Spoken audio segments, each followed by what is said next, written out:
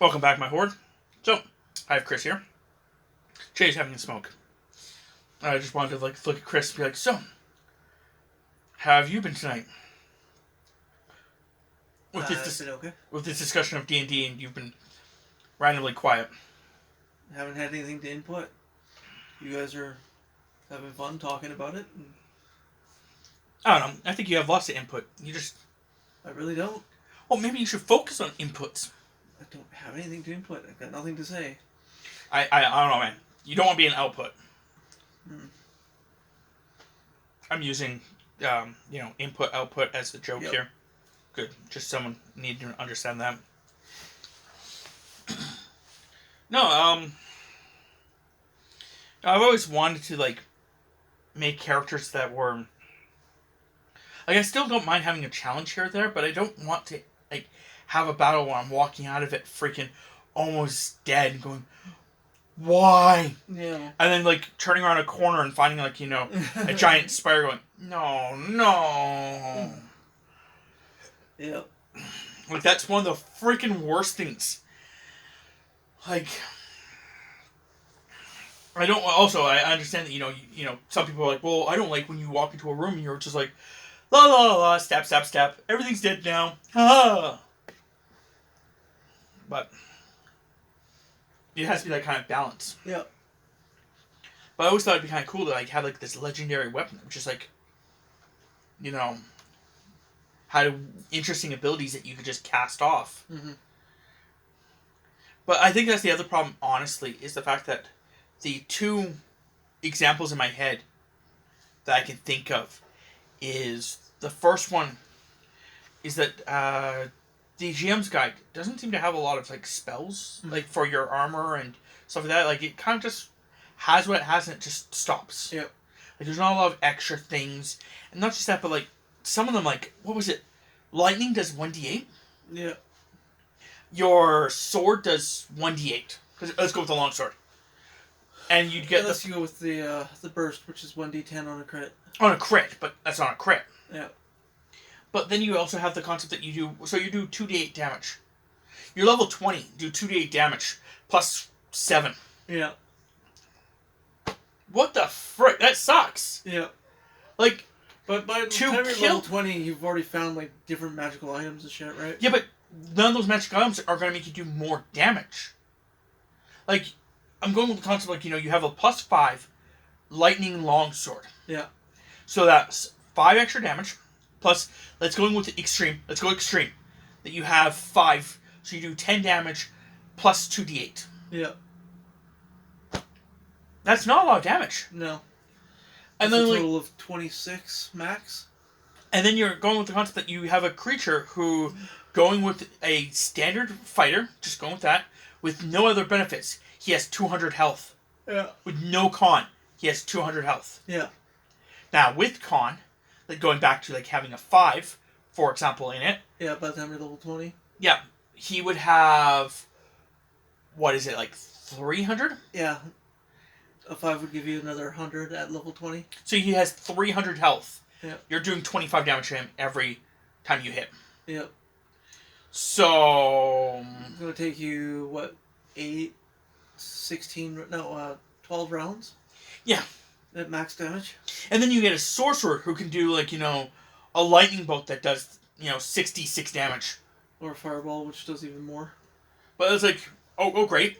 So, that's why I've always had a problem with, that, too. It's the at the late games, the sorcerers are so overpowered. Yeah.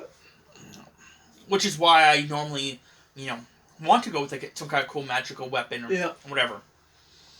And, not just that, but, at certain points, certain armors are freaking useless. Yeah. And then if you also go with the concept that, you play it normally. Where you get 1 feat and 1 skill point. Yeah. You really don't get anything. 1 skill point every 4 levels, you literally don't get a skill increase until level 8. Yeah. Then 16, and then it's freaking useless. Yeah, when I was looking at the 5th edition, they do say that you get 2 skill points every 4th level. So that, at least that's good. Yeah. But it's like, that's the problem. It's like, you get not a lot of, things. That's why I'm like, I don't want to be this weakling in this world of, magic and, greatness. I would like to be, a hero. Like, like, you watch a movie and you see, like, the NPCs in the movie. I don't know if you've ever looked at a movie like that before. I can't say I have. But you see all the background people. Those are NPCs in the movie. Then you got the main character. Yeah. Or even in animes or anything like that. You have the main character. You have the side characters. And, sometimes there's even a couple main characters. Yeah. That's the players. Well, you don't want the freaking player to, like, walk around going do and have, like, all these side characters or all the freaking NPCs being, stronger than them and more important than them, and then being, it's not a fucking movie. Like, when when you find out that, I'm level 20 and I have, 105 health. Why am I living? Yeah. How did I get to this point? So, it's always been one of those things. I just started rambling on about the fact that I just like, low level, like, being just underpowered for it. Like, I always want to be the hero. I always want to be Grant. And it's just so weird when you actually, start off as a nobody? Well, it's fine that you start off as nobody. But it's the concept, like, as a fighter, for example. I already explained to them, but I'll explain it slightly different. You get a longsword. Okay? That's the first thing you buy. You buy yourself a longsword. That's your weapon of choice. That's what you've got. Your longsword. So, cool. Everything's grand. You get magical on it. You make it a +5 longsword. So that's great. Now you're doing what? Let's go with the strength being maxed. Like I already said to Chris, let's go with strength being maxed. So you're doing 1d8 plus 10 damage. So a max of 18 damage. Follow me so far? Mm-hmm. Okay. So then you get fire put on it.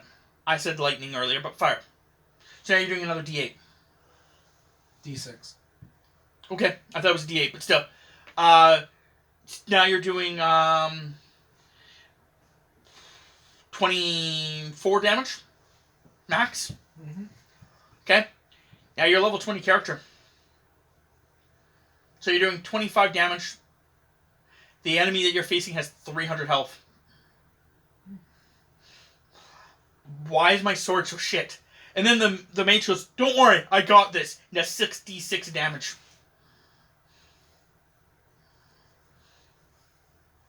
Yeah, the power balance shifts towards the casters at the higher levels. Yes. But the concept probably explains why there's so many necromancers and everything else like this around. But the argument is then why can't you make this sword better? And like I was saying to Chris, it's like, like the GM's guide doesn't have a lot in there for like magical things. Like you would think like, like how I was doing with you guys. Where like, you guys have a DR right now. Equal to your con modifier. So if you increase your con modifier, your DR goes up. So where's that like, that balance with like, D&D where like, as I level up, my sword goes from 1d6 fire damage to 2d6 fire damage. And my sword goes from 1d8 to 2d8. Yeah, I can understand that. Like it doesn't have to be like a dramatic jump, like immediately, like, every 4 levels. No, like maybe like every 10. At least then, like, by the time you're level 20, you do 3d8 damage with your longsword and 3d6 lightning damage, for example. Yeah, no, that's a different way of looking at it. I never actually considered that. Just things like that. Like, I've always thought of things like this. This is... Yeah, I've always... In D&D, I've always gotten the impression that magic items were meant to be... Like, in lore and everything else like this, magic items are these really powerful things you find when you're really lucky and everything else like this. In D&D, they seem to treat magic items like lighters. It's, you get one, you use it for a little while, then you either sell it or get rid of it. And you replace it with another one that's more powerful or whatever. Well, then there is a cap, finally. You get to a point where there is finally a cap. But the cap is never that huge. Like... I think, like, the maximum I've ever seen is, like, a +6. Like, it gives you whatever plus 6. And that's because the concept that you used to give you a plus 2, then a plus 4, now a plus 6. Yeah, it's... the item creation in the DM's guide has always been... especially for Magic Gear, it's been poorly explained. Not just that, but like we explained earlier, it's really freaking weird that you have to spend experience. Like, why would you... Like, okay, they're trying to balance it out so you don't make something crazy. But how is there so many magical items out there with the amount of experience? Because, like, for example, like, to make this legendary sword, you need to use 100,000 experience, for example. Okay, cool, I have to use 100,000 experience. Wait, what? Whoa, 100,000, right? That'll bring me back to, like, level 5.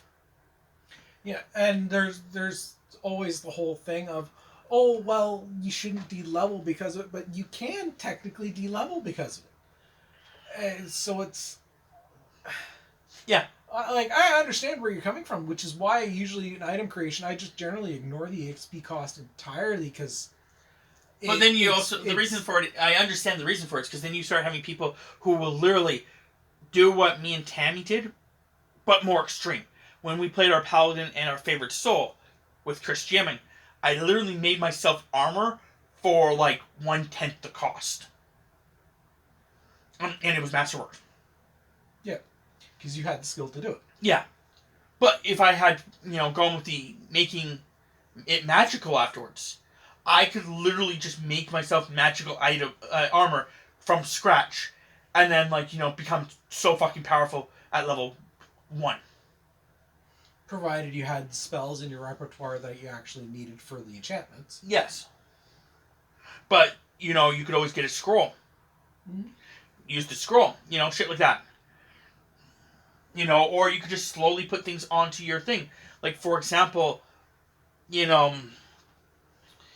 could always, like, as a weird thing, you could always put, like, heal spells on all your pieces of armor.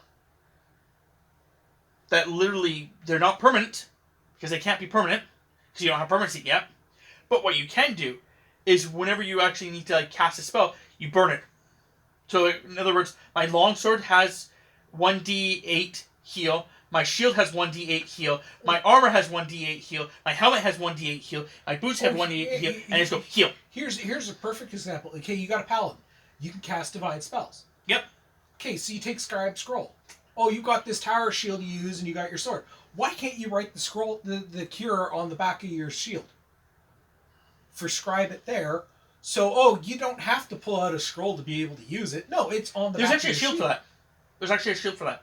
Well, you're supposed to cast the spell into the shield. No, there's actually a legitimate shield where you actually can just write in it. Yeah, but realistically, the scribing scroll, well, why are you limited to the scroll? No, I'm trying to tell you, like, seriously, there is actually a shield that literally you actually take a scroll and you put it in the shield. Like, so that when you cast it, it's just right from the shield. So it's actually exactly what you're talking about. You cast it from the shield. So you don't actually have to... I don't know if you actually have to put the scroll, like, if you pin a scroll, like, to a message board, or if you actually, like, write it in. But it actually, there is a caster shield, I think is what it's called, that actually does that. Huh. It's actually something that I saw once. I'm like, oh, that's pretty cool, but we don't use scrolls, so I don't give a fuck. I really don't use scrolls a lot, because it's why in the hell am I going to pay for that much for something I'm going to use once? Especially when a scroll of Cure Light, the potion's cheaper. Yeah. And in the crafting, the potion's cheaper. Why would I use a scroll when I could use a potion? I mean, when you take a scroll protecting case, you can store 2 potions in the same amount of space as the scroll. Well, that's also the concept of... There's also the concept of what the actual size of the vials are. Because some people argue that they're not, like, small little cups. They're actually, like, little vials. So, like, theoretically, if they're little vials, you can store, like, 6 or 7 of them on just, like, a 3-inch part of your belt. Yeah. There's a lot of mechanics that when I first started playing D&D, I never thought of. Now that I've played it a lot, I'm starting to look for loopholes and shit, and it's like, I'm seeing a lot. Well, like I said, it's mostly just the concept that I've always, hated, like, doing certain things when we're playing, and just feeling like I said, when I get to, like, a high level, and going, why am I such a fucking, like, weakling? 20th level fighter versus a 20th level sorcerer. The fighter, unless the fighter gets in real close, real quick, he's dead. Yeah, and not even just that, he has to actually be catching the sorcerer unknown. Yeah, because the amount of protection spells and everything else like a sorcerer can do. Yeah. It's the same with wizard. They're far more dangerous if they know you're coming, and can sit and prepare. But that's the thing, it's just like... So it's one of those weird things that it fell off balance with that. And it's just... So it's like one of those weird things where I've always gone with the concept of like, why can't things, like magical effects, slowly grow too while you grow? Like which goes back to the... Use a fire enchantment that rather than, it just adds a d6 fire, it adds 1 fire damage per level. Yeah, something like that, yeah. Which, would be interesting. Again, the problem with that one is the fact that, like, it's not really a problem. It's just the fact that with it being set damage, you never get that variancy. But I understand also. So, but anyway, do you have a favorite outside of the core book? Do you have a favorite class? Have you even played any? Is there any class that you played that you really enjoyed even? Dragon Rider. I only managed to play a Dragon Rider once, but I actually rather enjoyed it. But it's realistically, it equated itself more to a Paladin in the Sky versus anything else. Yeah. But it's I actually had Dragonlance as the campaign setting, and I rather enjoyed that particular class when I played it. Other than that, not really. I think I played a samurai once from Oriental Adventures, but my only problem with the Oriental Adventures is the fact that I could never find all the other books. The great thing about that campaign setting is the fact that you actually pick a samurai, and after you pick a samurai, you're supposed to actually pick one of the 7 class schools. You're supposed to take one of them, and while you're supposed to read that book, and it's supposed to give you so many cool little benefits. But the problem was that I could never find all the books. I found like 2. Here's the thing, I never knew there was any other books. I always thought it was just Oriental Adventures. Yeah, it's all Oriental Adventures, but it's the concept that it's like one's like the crab, so it's actually like tells you like the way of the crab, and it's like each of the classes that you can actually be in the Oriental Adventures, you can actually get bonuses, different bonuses for going crab. Same with all the other ones. Like if you go with that class, and then go down one of the schools, you get different benefits than if you... I didn't know that. Yeah, because when we downloaded it, we had 1 extra book. And it actually explains this. And I'm like, cool, this is great. We couldn't find any of the other 7 fucking books. I'm like, what the frick? This sucks! And then, like, even on the site that I found, it has 1 of the 7 books. Really? Yeah. I'm like, oh, come on! Because I was so excited about that. Because I'm like, yeah. This is awesome. I can finally get to... Oh, it's got 1 book. Well, here's the question. Did they even make all the books? They would have to have. Because the fact that I'm pretty sure that the book that I'm looking at is a different book. And I'm pretty sure that the concept is that they would have finished all the books. It just... I don't think that they were all readily, like, available. I think it was, like... I think Oriental Adventures was a niche thing to begin with. Yeah, it just probably got dropped from the main and never really... Yeah. No, it's AD&D apparently. Oriental Adventures? Yeah. It's not, but... It may have started as it. Yeah, it started as. They made it for second, third, and fourth. They may have been doing conversion and just never got to completing it. That would make sense, as if they were doing conversion for it.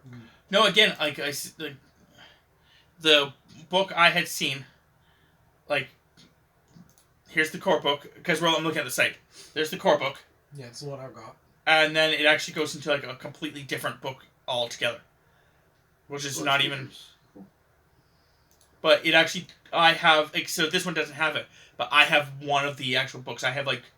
I don't have it... I have it as a PDF. Just for the record. Yeah, I never equated the Legend of the Five Rings to Oriental Adventures. No, that's exactly what it is, though. Like, the featured campaign setting of this edition is Rokugan, a campaign setting originally created for The Legend of the Five Rings. Okay. I never knew that. Also, the tattooed monk is actually in this book. Yeah, the tattooed sorcerer is, I was looking it up, is Pathfinder. Okay. That could be why. Yeah, it's learn something new every day. Well, today I've learned a couple of things.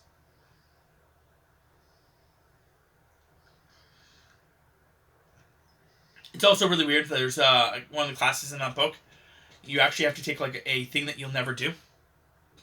Like you cannot bathe, or you cannot cut your hair, or you cannot touch a dead body, or you cannot drink alcohol, or you cannot wear a certain color, or you cannot light a fire, or like just like a quirk of yours.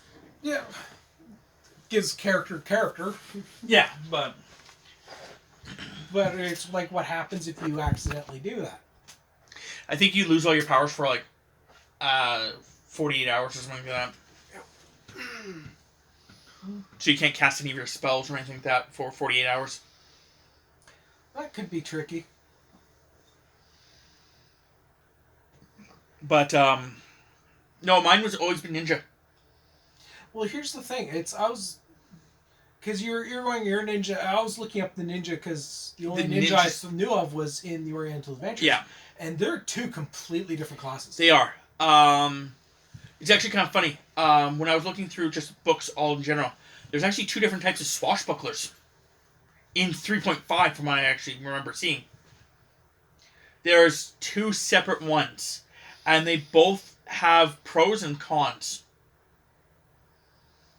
So, because I was trying to look for a swashbuckler for one of my other friends who wanted to play a swashbuckler, because she played swashbuckler in 2nd edition.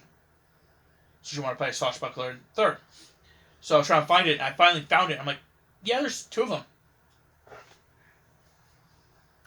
You know, it's with all the with 3.5, with all the extra books that are out for it, it's insane. It's bound to have repeat information and changes to things, and because they were constantly rebalancing stuff as they were going along, and well, shit gets repeated, and well, they may have thought of, oh well, this will go into 4th for balance, but then they release this expansion, and it's like, eh. But the Tammy uses two different. Likes to play with two different classes, which is kind of interesting because it's actually both of them are in the same book as the ninja, which one of them is called the Scout, and the other one's called the Spell Thief. The Scout is mean. If it moves before attacking, it can basically shoot you for more damage. That could be mean. So basically, it has to move, I think, 5 feet or something like that. If it moves 5 feet and fires at you, it actually does more damage than if it just said shot you. The Spell Thief is the fact that if you throw a fireball in it, Spell Thief can catch it, put it away for later. It's a much more complicated than that. It's at a higher level that can finally start doing stuff like that, from what I remember seeing. But it actually can walk up to like a companion. For example, let's say that Chris is a cleric. Spell Thief can actually walk up to the cleric and steal the cleric's spells right before bed. Yeah, the depending on how you do it, the amount of stockpile that character can build up.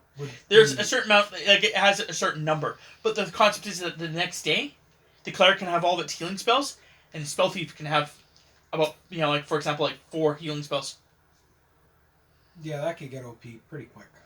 So it's like one of those interesting things that like basically it can actually acquire certain spells and stuff like that. It has to. It takes, I think it's something like 3 times as long, or twice as long. So like for example, it can't steal your 4th level spells. that you get at 6th level until it's 8th or 9th, for example. That's how they balance it. So it can only grab spells half its level. I don't remember the exact Or numbers, something but along those lines. yeah, it's a delayed thing. So it's one of those things where it's supposed to prevent them from going extreme that way. I know Chris is actually looking into a prestige class with this campaign that we're doing. You can talk about it. Well, I want to be going to a festive hex store. Being a monk, I'm only 2 prereqs away. I need a base attack of 5 and intimidate of 5 as well. So and still, intimidate is a cross class. Yeah, and it still will be quite a bit of distance away to begin with, because the base attack of 5 is going to take you a while level to get 8, to. Yep. So it's level 8 for that, and I think it's still like 10. You need 10 points into it, which would mean you need to be level 8 for that. Level 7, I believe, is what you need to be. Yeah.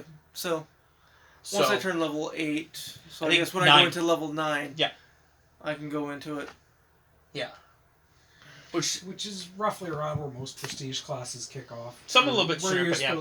Yeah, like Assassin, if you build it focused for Assassin, you can get it at level 6. I swear you can actually do it earlier. So, if you want to find the rest of the Oriental Adventures, check out Legend of the Five Rings. Yeah, but that means I actually have to do research. You're the one who said you wanted to look into it. Yeah, but also I would want to play it, and it's like, who the fuck's gonna play it with me at this point in time? We don't really have, the ability to just start doing stuff like that. Yeah. Like, we're doing this campaign, we're doing the Monday campaign, That's all we really got time for. Yeah. So it's kind of one of those things. It's like, we can't really get through either campaign faster than we already are. Like, maybe we can get through the twins a bit faster, but not much faster. No, I'm fine with this. No, I'm just saying. I'm just saying in general. Yeah. Like, we can maybe get through it a bit faster. Like, but like maybe 30 more minutes, maybe an hour tops. But that's about it. Yeah. Like, it's still not anywhere close to being able to jump into a new campaign anytime soon. Yeah. I was like, no, we're not going to be able to do like how we were when we were younger, where we could just sit there for 12 hours and do a campaign. Yeah. Although effectively we are between the two different campaigns. Well, yes, but it's not even 12 hours. It's about 7. Yeah, especially because we start fucking 6 late or 7 on Mondays constantly, and we need to really work on that. But that's a different problem altogether. It's just everything. Every time we fucking group up, there's one thing or another that slows us the fuck down. Yeah. Like last time, it was the fact that we were all about to get ready, and then freaking you had to level up. Yeah. Yeah. And then once we were starting to get ready, then you had to go help your dad real fast, and then shit like that happens. Yep. It sucks because I really would like to get through the campaign because I still would like to get you to higher levels and have fun with it and still see what path I'm going to take. I still don't know if I'm going to go left or right with you guys after this, but nonetheless, trying to think of anything else that I want to add to this. We've got a little bit of time, but the only thing I can really think of that this brought up is I need to start looking into other classes and stuff like this from other books. Well, actually, thank you. That kind of brings up one of the other things I was thinking about doing. I don't know if this would be a viable thing. I don't think it would be a viable thing for a Monday group. Primarily because I don't think your wife would enjoy it. Which is the concept of literally putting all the classes into a hat and just pulling a random class. I don't think she would really enjoy it. She's listening to this right now. She will be, yep. In the future. But I don't think she'd enjoy it. Because, to be fair, your wife really likes to stick to her classes and her things, and when it starts going off from her thing, she doesn't know what to do with it. And when she doesn't know what to do with it, she just can't get into it, and yeah, so it's not fun for her. I think that might be an idea. Like if. But I don't want to do it with just two people because it's not really a. Well, what I was thinking is, well, after the twins is done, we can pick whatever, if we want to do another D&D style or whatever, and maybe we could do that. Or again, I don't want to do it with just two people because I don't think it would be as fun to do with two people. I'd run a character as well. Yeah, well, that's not really. Get another player if we can. Yeah, well, it's again, it's the issues we have to figure out something like that. There's, I don't know. I don't know anyone that's up at that hour except for one person. That's really my issue. Which person? Well, we'll talk about it after this, because, yeah. Yeah. No, but, I thought about doing something like that, too, where it's like where literally you just pick a... Yeah. The other one I had thought about is that you make a character, Chris makes a character, I make a character, the other person makes a character, for example. And then you all put the character, and you just shuffle them up. And now you got a new character, and you got a new character, and you got a new character, and you got a new character. And not just that, but you also have to, you put down quirks for it. Like, something that we'd have to agree to. Like, it's not like, we'll always go, Yippee-Kaku, you after everything. Like, that would get annoying. Yeah. But, for example, I make a rogue that one of you guys are going to get. But I make a rogue, and I go, always will, steal a mug. Using my, one character as an example. Always will steal a mug. Or always tries to sleep with a bar wench. Little things where it's you guys would then have to play that, but it wouldn't be annoying for you to play. It would be a little bit different, but not annoying. Yeah. Like little quirks. Well, maybe we could do what it is for whatever next campaign we decide to do for is put a bunch of quirks in a hat and just draw two. Well, the reason that I also wanted to do it the way I was talking about is the fact that everyone does build their characters slightly differently. Yeah. And it'd be interesting to see how your character, you getting a new character, you having to deal with all, not playing this character ever. Not making it, not knowing anything about it, having all of it written down, what you have to actually know. For example, using a huge example, I make a fighter. I make the fighter with a scythe. He's got decent armor on, and he walks around with a scythe and a skull mask. And now you have to, play this character who's like that. Yeah. And I would actually use that one god. I think he's a neutral character. A neutral god.